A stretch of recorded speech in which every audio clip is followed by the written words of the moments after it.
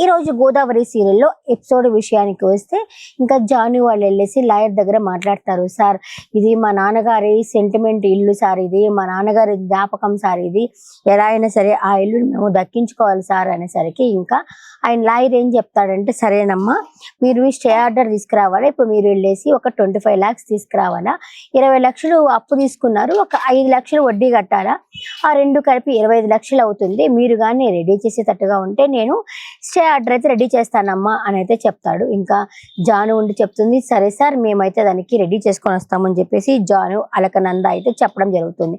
ఇంకా బయటకు వచ్చి మాట్లాడుకుంటారు ఏం చేయాలా 25 లక్షల గురించి అని చెప్పి మాట్లాడుకున్నప్పుడు అలకనంద ఒక సలహా ఇస్తుంది, పోయి సింహాద్రి అంకుల్ ఉన్నారు కదా ఆయన్ని అడగచ్చు కదా అనేసరికి మురళి ఉండేసి మురళి సూర్య అక్కడే ఉన్నారు కదా, ఆయన అంత డబ్బులు ఇస్తాడా అని చెప్పేసి అంటారనమాట.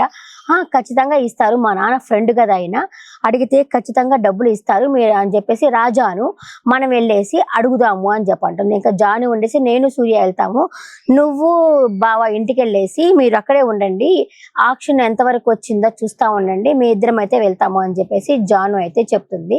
ఇదంతా సింహాద్రి ఒక మనిషిని పెట్టుంటాడనమాట, ఆయనైతే మొత్తం వింటాడు.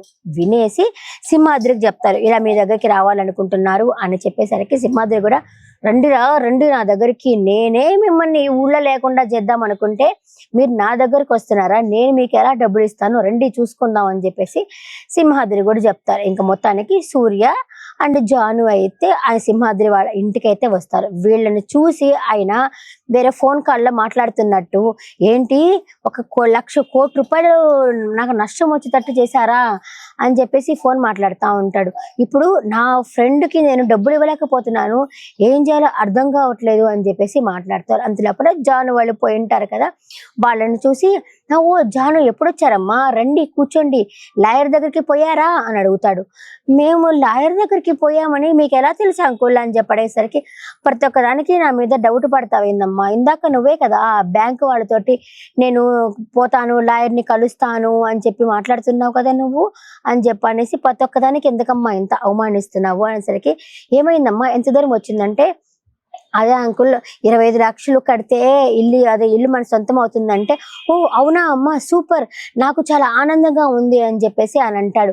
పాపం జాను ఏమనుకుంటుంది, ఈయన ఏమైనా హెల్ప్ చేస్తాడేమో అనే ఉద్దేశంతో ఫేస్ లో స్మైల్ కూడా వస్తుంది, సూర్య కూడా అలాగే స్మైల్ వస్తుంది. ఓ అంటే 25 లక్షలు కట్టేస్తే ఇల్లు ఇచ్చేస్తారా, 25 లక్షలు కట్టేస్తే మన ఇల్లు మనకు వచ్చేస్తుందా అని చెప్పేసి అనేసరికి, అవునా అంకుల్ అని చెప్పేసరికి, అవునా సరే మీరు ఆ డబ్బులు అరేంజ్ చేసుకున్నారా అని అడుగుతాడు.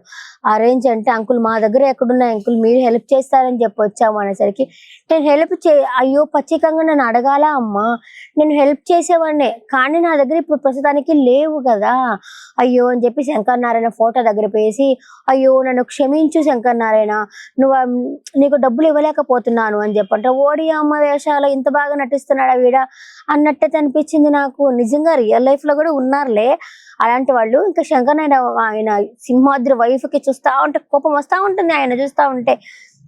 ఇంకా వీళ్ళకి అర్థమైపోయింది డబ్బులు అన్నవి ఎవరు అనే విషయం. సరే అంకుల్ మేము వెళ్ళొస్తాము అని చెప్పి అనేసరికి, అమ్మ ఇవంతా అయ్యేటట్టుగా లేదు కానీ అమ్మ నా ఇల్లు అక్కడ ఉంది, వేరే పక్క ఊర్లో ఉంది, మన ఫామ్ హౌస్ ఉంది, మీరు అక్కడికి షిఫ్ట్ అయిపోండి అమ్మ అంటే, నేను పుట్టి పెరిగిన ఇల్లు అది, మా పుట్టి పెరిగిన ఊరు కూడా ఇది, నేను అంత సామాన్యంగా వెళ్ళను, అయినా కూడా సజెషన్ ఇచ్చేందుకు థ్యాంక్స్ అని చెప్పేసి అక్కడి నుంచి అయితే వెళ్ళిపోయి ఇంకా సూర్యత్ అంటుంది, అయ్యో సింహాద్రి అంకుల్ అన్న డబ్బులు ఇస్తాడు అనుకున్నానే, ఏమి ఇవ్వలేదే అని చెప్పేసి అనుకునేసరికి ఇదంతా పైన చూస్తా ఉంటాడు సింహాద్రి. అయినా మా అమ్మ ఇస్తుంది అని చెప్తాడు సూర్య.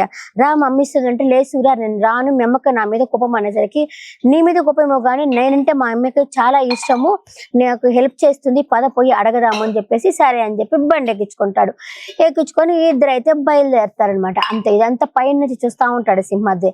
చూసేసి వాళ్ళ చెల్లే కదా, సొంత చెల్లే కదా, ఆమెకైతే ఒక వీడియో పంపిస్తాడు. ఏం వీడియో అంటే, సూర్య ఆ లాయర్ని చొక్కా పట్టుకున్నాడు కదా, జాను ఇలా తోసినప్పుడు చొక్కా పట్టుకున్నాడు కదా, ఆ వీడియో అయితే పంపిస్తాడనమాట. పంపించేసరికి ఆమె వెంటనే తిరిగి కాల్ చేస్తుంది. ఏంటన్నయ్య ఏంటి ఆ వీడియో అని చెప్పి అడిగేసరికి, ఏమీ లేదమ్మా, ఆ జాను కోసము అతను ఎంత దూరమైనా పోయే తట్టుకున్నాడు. ఆ జాను కోసము ఇప్పుడు చూడు ఆ జానుని బైక్లు ఎక్కించుకొని తిరుగుతూ ఉంటారు. చూసే వాళ్ళకి ఏమనుకుంటారమ్మా, భువన వాళ్ళ కొడుకుకి ఆ జానుకి ఏదో ఉంది అని చెప్పి అనుకుంటారు కదా అని చెప్పి అనేసరికి మొదలే ఆమె చాలా కోపంగా ఉంది. ఎందుకంటే కార్లో పోతా పోతా నువ్వు వెళ్ళి మా మీటింగ్కి నేను వెళ్ళాలా పని ఉందని చెప్పొచ్చా, మొదలే ఆ కోపంతో ఉంది ఆమె. నన్ను నడి రోడ్లో వదిలేసిపోయావా అన్న కోపంతో ఉంది. ఇంకా వీడు కూడా పంపించేసరికి ఓహో అని చెప్పి అనుకుంటుంది. ఈ లోపల వాళ్ళు దిగుతారనమాట.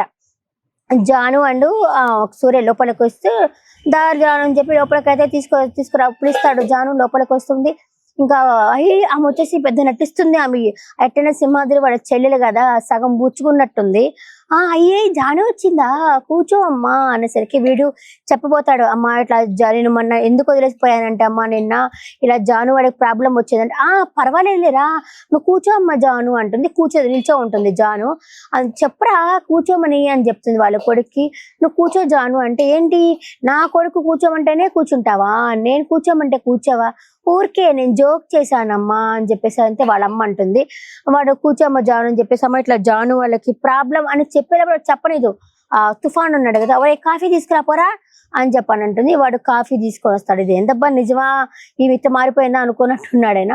కాఫీ తీసుకొస్తాడు. అంతేలోపల ఆ అమ్మ అని చెప్పబోతుండేసరికి, ఉండరా ఉండు కాఫీ తాగిన తర్వాత తీరిగ్గా మాట్లాడుకుందాము అనేసరికి జానుతో ఉండి, సూర్య చూసావా నిన్ను మా అమ్మ ఎంత ప్రేమగా చూసుకుంటా ఉందో చూడు, నువ్వు అన్నావు కదా మా అమ్మకి నా మీద కోపం అని చెప్పి, చూసావా ఎంత ప్రేమగా చూసుకుంటా ఉందని చెప్పేసరికి ఇంకా తుఫాను కాఫీ తీసుకొని వచ్చి ఇస్తాడనమాట.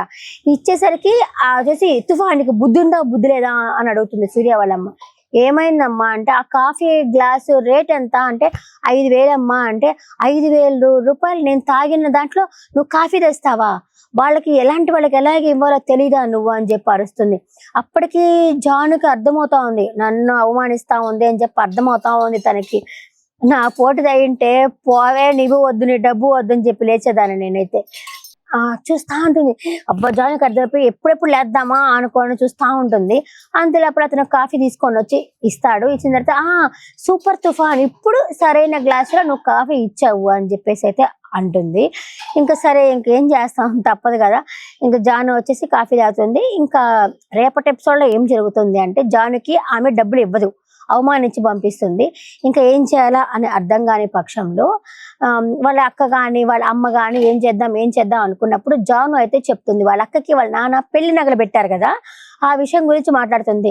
అక్క నీ చేతుల్లోనే ఉంది, నాన్న నీకు పెళ్లి నగలు పెట్టారు కదా, ఆ నగలు కానీ విడిపిస్తే మన ఇల్లుని మనం విడిపించుకోవచ్చు అని చెప్పైతే చెప్తుంది. ఇంకా అలకనంద నగలు ఇస్తుందా లేదా అన్న విషయం మనం రేపటి ఎపిసోడ్లో అయితే తెలుస్తుంది. కానీ అంత ఇంటికి వచ్చిన మనిషిని అలా సూర్య వాళ్ళంతా అవమానించడము చాలా బాధ అనిపించింది నాకైతే పాపము. ఇంటికి వచ్చి పిలిచినప్పుడు కాఫీ తాగే దగ్గర అట్లా లెక్కలేరంటే చూడకూడదు కదా. ఇంకా రేపటి ఎపిసోడ్లో అదే జరిగింది, ఈ రోజు ఎపిసోడ్లో ఇదే జరిగింది. ఈ రోజు ఎపిసోడ్ పట్ల మీ అభిప్రాయాన్ని కమెంట్ సెక్షన్లో కమెంట్ చేయండి. నెక్స్ట్ వీడియోలో మళ్ళీ కలుస్తాను. టాటా, బాయ్ బాయ్, నమస్తే.